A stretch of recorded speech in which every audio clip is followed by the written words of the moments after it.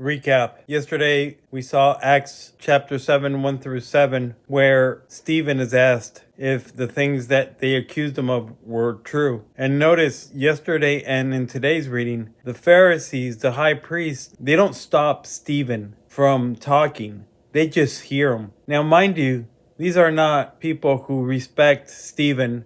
They want him dead. They want him found guilty. That's why they produced all these false allegations against him. And even in today's court, if somebody answers a question without answering it directly, even the lawyers would be like, hey, just answer the question. Yes or no? Did you do this? Yes or no? And yet he's going to go into theology of Jewish history. And it's just amazing. He started yesterday with Abraham, obviously the father of the faith. And he went and said how God took him out of the city of the Chaldeans and put him in Charan. And then it talks about how he left with no money, no inheritance, nothing. And yet God promised him the seed would grow from him, that he would be the father of a nation. Yet he did not have a child, and he was pretty old already. Acts chapter 7, verse 8. And he gave him the covenant of circumcision.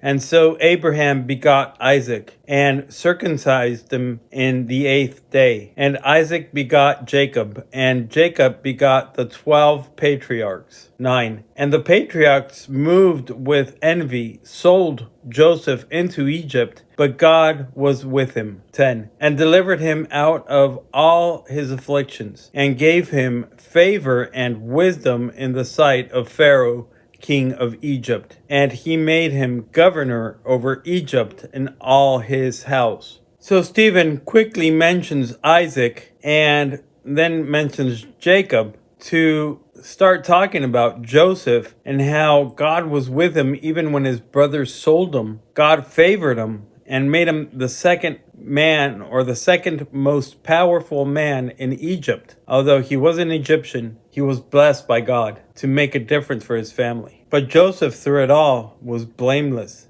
He was faithful to God, trusted God in all things. If you read the life of Joseph, you will see that it says nothing about sinning, anger, envy, or anything against his brothers or anyone else. So he was blameless in the eyes of God. And that's why God favored him. He was blameless in his eyes.